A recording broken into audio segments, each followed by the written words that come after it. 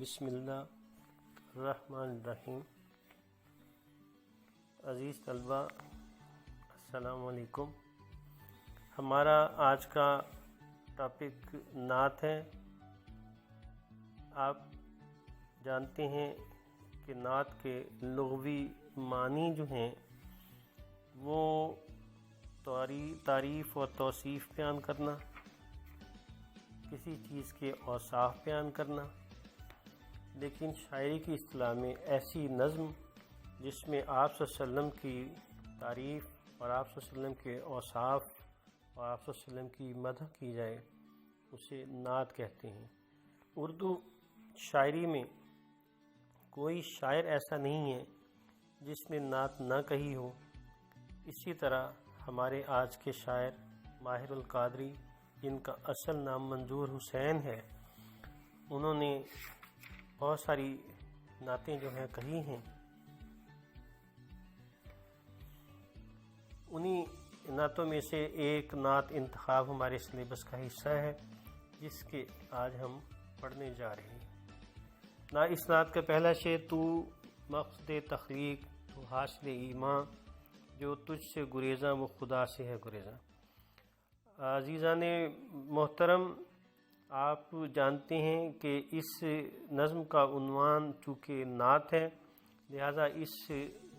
نعت کا ہر شعر آپ صلی اللہ علیہ وسلم کی تعریف و توصیف اور مدح میں ہوگا، اور شاعر نے اسی بات کو پیش نظر پہلے شعر میں یہ بتایا ہے کہ تو مقصد تخلیق ہے تو حاصل ایمان۔ مسلمانوں کا یہ عقیدہ ہے کہ اللہ تعالیٰ نے اس کائنات کو اس لیے وجود تخلیق کیا ہے کہ آپ صلی اللہ علیہ وسلم کو وہ تخلیق کرنا چاہتا تھا، لہذا یہ کائنات آپ صلی اللہ علیہ وسلم کی وجہ سے ہی تخلیق ہوئی ہے، اور یہ ہمارے ایمان کا حصہ ہے کہ جب تک ہم آپ کو اپنے ایمان کا حصہ نہ سمجھیں ہمارا ایمان مکمل نہیں ہوتا۔ آپ جانتے ہیں کہ ہمارے ایمان کے دو جز لا الہ الا اللہ اور محمد رسول اللہ ہیں۔ اسی لیے شاعر نے کہا کہ تو حاصل ایمان، ایمان کا جو حاصل ہے، ایمان کا نچوڑ، ایمان کا وصف، ایمان کا خلاصہ جو ہے وہ تو ہے، اور تو کا لفظ آپ صلی اللہ علیہ وسلم کے لیے استعمال ہوا ہے۔ اور دوسرے مصرے میں کہا کہ جو تجھ سے گریزاں وہ خدا سے ہے گریزاں۔ گریزاں کا معنی ہوتا ہے دور بھاگنا، پرے چلے جانا، لہذا فرمایا کہ جو تجھ سے یعنی آپ صلی اللہ علیہ وسلم سے دور جائے گا، آپ صلی اللہ علیہ وسلم کی اسوہ حسنہ سے، آپ صلی اللہ علیہ وسلم کی سیرت سے منہ موڑے گا،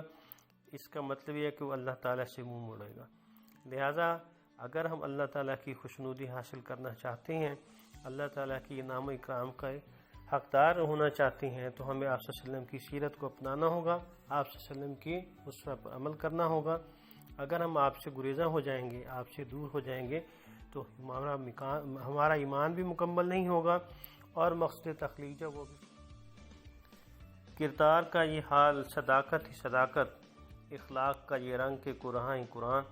اس شعر میں شاعر ماہر القادری نے آپ صلی اللہ علیہ وسلم کے کردار کے حوالے سے بات کی ہے کہ آپ صلی اللہ علیہ وسلم کا کردار جو ہے وہ صداقت پر مبنی تھا، بلکہ سراسر صداقت ہی تھا، سراپا صداقت تھا۔ آپ صلی اللہ علیہ وسلم نے اپنی زندگی میں بچپن سے لے کر نبوت تک اور نبوت سے لے کر آخرت کے سفر تک کوئی لمحہ زندگی کا ایسا نہیں چھوڑا جس میں آپ نے صداقت کو چھوڑا ہو، یا حق بات نہ کہی ہو، یا صداقت کے حوالے سے کسی قسم کی کوئی ایسی بات کی ہو جو صداقت کے معیار پہ پوری نہ اترے۔ اسی لیے شاعر نے کہا کہ آپ کے کردار کی جو بنیادی وصف ہے، جو بنیادی خصوصیت ہے، وہ صداقت پر مبنی ہے، اور صداقت اس کا خاصہ ہے۔ اور اخلاق کا یہ رنگ کہ قرآن ہی قرآن، یہ قرآن کی آیت کا ترجمہ ہے۔ اللہ تعالیٰ نے کہا کہ آپ کے اخلاق جو ہیں وہ عظیم ہیں، ہم نے آپ کو معلم بنا کر بھیجا ہے، آپ کے اخلاق جو ہیں اخلاق کا اعلیٰ نمونہ ہے۔ اور حضرت عائشہ صدیقہ رضی اللہ عنہا نے بھی یہ کہا کہ اگر آپ کے اخلاق کو دیکھنا ہے تو قرآن کو دیکھیں۔ تو اس کا مطلب یہ ہے کہ قرآن میں انسان کی اخلاق کی تکمیل کے لیے، انسان کے کردار کی تکمیل کے لیے اللہ تعالی نے جو فرداً احکامات بتائے ہیں، وہ سارے کے سارے آپ کی ذات کا حصہ ہیں، آپ کی شخصیت کا عکس ہیں۔ لہذا قرآن میں سے اخلاق کا نچوڑ قرآن میں سے اخلاق کو حاصل کرنا ہو، یا آپ کی سیرت کو اخلاق کے حوالے سے دیکھنا ہو، تو دونوں یکجا ہیں، دونوں جگہ اخلاق کا ایک ہی معیار نظر آتا ہے۔ اور ہمیں بھی اس معیار کو اپنی زندگی کا حصہ بنانا ہے۔ ہمیں ہی نہیں بلکہ تمام انسانوں کو، کائنات کے تمام لوگوں کو، تمام انسانوں کو جو اس اب تک آ چکے، آنے والے ہیں، انہیں اگر اپنے آپ کو ایک کامیاب انسان بنانا ہے، اچھا انسان بنانا ہے، تو آپ کے اخلاق کا سہارا لینا پڑے گا۔ کیا نام ہے شامل ہے جو تکبیر و اذاں میں، اس نام کی عظمت کیا قربان و دل و جان۔ مسلمانوں کے عقیدے کے حوالے سے خاص بات کی ہے شاعر نے، کہا کہ آپ صلی اللہ علیہ وسلم کی زندگی اور آپ صلی اللہ علیہ وسلم کا نام ایسا ہے کہ ہماری سب سے اہم عبادت جس کا نام نماز ہے، اس کی دونوں حصوں میں، تکبیر میں بھی اور اذان میں بھی، آپ کو پتہ ہے تکبیر جو ہے اللہ کی بڑائی کے لیے بلند کی جاتی ہے، اور اذان جو ہے بلاوا ہوتا ہے کہ آئیں اللہ کے حضور میں سر بسجود ہو کر اللہ کی نعمتوں کا شکر ادا کریں، اللہ کے ساتھ وعدہ کریں کہ اللہ تعالیٰ تو نے ہمیں ہمت اور توفیق دینی ہے کہ تیری عنایت سے، تیری رہنمائی سے ہم اس زندگی کو کامیابی کے ساتھ گزاریں اور تیرے انعام کے مستحق ٹھہریں۔ اسی لیے شاعر نے کہا کہ ہماری اس عبادت میں آپ صلی اللہ علیہ وسلم کا نام جو ہے جزو ایمان کی طرح شامل ہے۔ اس نام کی عظمت کی قربان دل و جان، اور ہمارے عقیدہ ہے کہ ہم اپنی جان جو ہے آپ کے نام پر قربان کر دیں گے اور کسی قسم کا اس کے ساتھ کوئی سودا نہیں کریں گے۔ یہ ہمارا ایمان ہے، ہمارا عقیدہ ہے، اور نبی صلی اللہ علیہ وسلم نے خود بھی آپ صلی اللہ علیہ وسلم نے اپنی حدیث میں فرمایا ہے کہ تم میں سے کوئی مسلمان اس حد تک نہیں ہو سکتا جب تک کہ میں اس کے مال، جان اور اس کے اولاد سے اسے پیارا نہ ہو جاؤں۔ لہذا ہمارا ایمان ہے کہ آپ صلی اللہ علیہ وسلم کی ذات جو ہے سب سے اعلیٰ اور افضل ہے، اور اسی کو ہم نے اپنی جان کا حصہ بنانا ہے، اپنی زندگیوں کا حصہ بنانا ہے، اپنے کردار کا حصہ بنانا ہے۔ اشکوں سے تیرے دین کی کھیتی ہوئی سیراب، فاقوں نے تیرے دہر کو بخشا سر و سامان۔ اس شعر میں شاعر ماہر القادری نے آپ صلی اللہ علیہ وسلم کی زندگی کے حوالے سے جو ہے تھوڑی سی ذکر کیا ہے اور وضاحت کی ہے کہ آپ صلی اللہ علیہ وسلم نے دکھ اٹھا کر، اشک بہا کر عرب کے ان جہلا کو، عرب کے ان بدوؤں کو جنہوں نے اپنی زندگی جہالت کے اندھیروں میں غرق کی ہوئی تھی، وہاں سے نکالا، اللہ کے حضور میں گڑ گڑائے، اور اللہ کے دین کی سربلندی کے لیے، اس کی کھیتی کو سیراب کرنے کے لیے جو پانی دیا وہ آپ نے اپنے اشکوں کا دیا۔ مطلب یہ ہے کہ آپ نے انتہائی دکھ اور مصائب برداشت کیے، تکالیف برداشت کی، بچوں نے آپ پر پتھر پھینکے، کنکر پھینکے، آپ کا مذاق اڑایا، آپ کو لہو لہان کر دیا، بڑوں نے آپ کے ساتھ بھی کوئی اچھا سلوک نہیں کیا، آپ کو سخت اذیتیں اور تکالیف دی گئیں، لیکن آپ نے دین اسلام کی سربلندی کے لیے اور اللہ کی اطاعت اور خوشنودی کے لیے وہ تمام دکھ برداشت کر لیے اور اپنے اشکوں سے اس دین کو سیراب کیا۔ اور اس کے ساتھ ساتھ آپ صلی اللہ علیہ وسلم نے اپنی اس دین کی سربلندی کے لیے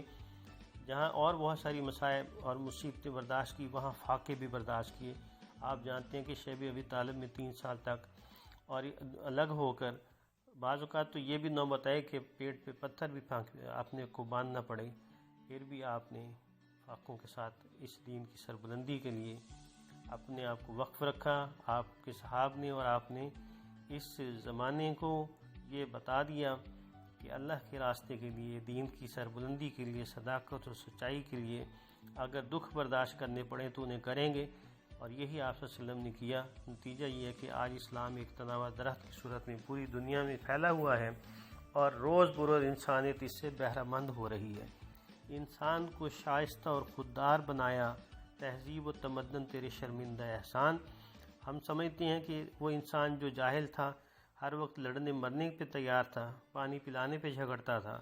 بیٹیوں کو زندہ گاڑنے پہ جھگڑتا تھا، پانسے کے تیر ماں پھینکتا تھا، اس پہ جھگڑا ہو جاتا تھا کہ میرے پاس کون سا حصہ آئے گا اور کتنا حصہ آئے گا۔ لیکن آپ نے انسان کو شائستہ بھی بنا دیا اور خوددار بھی بنا دیا کہ اپنی دنیا آپ پیدا کر، اگر زندوں میں ہے تمہیں خوددار ہونا ہے، کسی کے آگے ہاتھ نہیں پھیلانا، اپنی محنت سے اور اپنی کوشش سے تم نے سب کچھ حاصل کرنا ہے، کیونکہ دین اسلام نے یہ کہہ دیا ہے کہ لیس الانسان الا ما سعی، کسی کو اس کی کوشش کے علاوہ کچھ نہیں دیا جاتا۔ لہذا خوددار اگر آپ ہیں تو اپنی کوشش کریں گے، محنت کریں گے اور اپنی ہمت سے اپنی زندگی کو بدل دیں گے۔ اسی بات کو شاعر نے اس مصرے میں بیان کیا،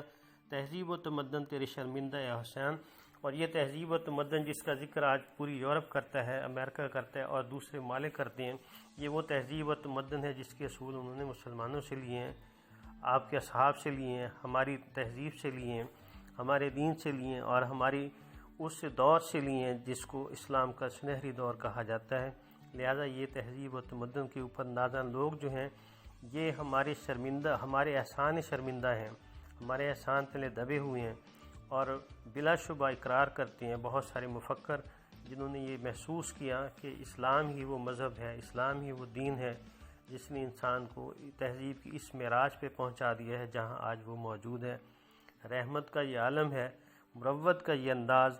ماہر سا گناہ گان ہے دامانی وابستہ دامان۔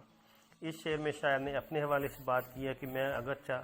بہت کمزور ہوں، گناہ گار ہوں، بہت سی کمیاں کوتاہیاں مجھ سے سرزد ہوئی ہیں، لیکن میرے آقا کی، میرے نبی کی، میرے رسول کی اور اللہ کے اس نبی کی رحمت ہے جس کی وجہ سے میں آپ صلی اللہ علیہ وسلم سے جڑا ہوا ہوں۔ آپ ہی کے صدقے میرے اوپر اللہ تعالیٰ نے کرم کیا ہوا ہے۔ میری زندگی میں جتنی بھی آسانیاں ہیں وہ آپ کے نام کی وجہ سے ہیں، آپ کی محبت کی وجہ سے ہیں اور اللہ تعالیٰ کی اس رحمت کی وجہ سے ہیں جو آپ کی وجہ سے مجھے حاصل ہوئی ہے۔ عزیز طلبہ، یہ نعت ہم نے مکمل کر لی ہے۔ آپ کو جو کام آپ نے کرنا ہے، ایک تو اس نظم کا جو ہے آپ نے خلاصہ جو ہے وہ کرنا ہے، اور سوال نمبر 2 جو ہے اس میں، اور سوال نمبر 3، یہ 2 شعر ہیں۔ کردار کا یہ حال صداقت ہی صداقت، اخلاق کا یہ رنگ کہ گناہ قرآن، اور انسان کو شائستہ اور خوددار بنایا، تہذیب و تمدن تیرے شرمندہ احسان۔ ان دونوں اشعار کی تشریح لکھ کے آپ نے مجھے اپنے اس گروپ میں اپنا سینٹر چیک کروانی ہے اور اپنی حاضری کو بھی لیکچر میں یقینی بنانا ہے۔ تیاری رکھیں، اپنا خیال رکھیں، پڑھتے رہیں بیٹے، جہاں مشکل ہو آپ کانٹیکٹ کریں، میں آپ کے ساتھ موجود ہوں۔ پیریڈ چل رہا ہے ہمارا۔ اللہ حافظ، تھینک یو ویری مچ۔